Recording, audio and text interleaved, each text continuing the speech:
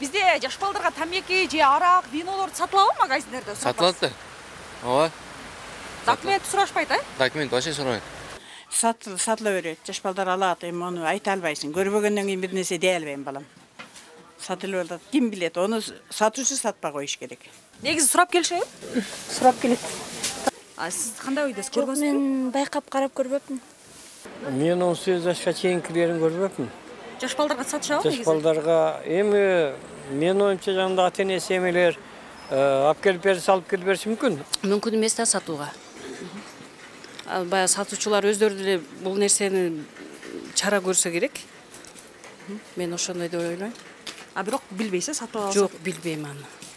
Эң жаш дегенде эми саткан алгандар болсо 18 жаш, 19 жаштар келет да. Примерно биз эми жашын сурабайбыз да. Сатышат, сатышат. Көргөнмүн эмес. Бирок точно айта албайм каерде экенинчи. Бардык нерсени сатып беришти, сигарет, арак. Ооба. Дем кээ-бирки магазиндерде деле сурайт, паспортчу. Калганында? Сурашпайт. Бизде ошто жок. Бизде жок. Документ сураганын көрөлекмин. Жөн эле сатышат, Эми билбейм, балким жаш жеткендер, балким документин көргөзүп уга элекмин, андай ошом.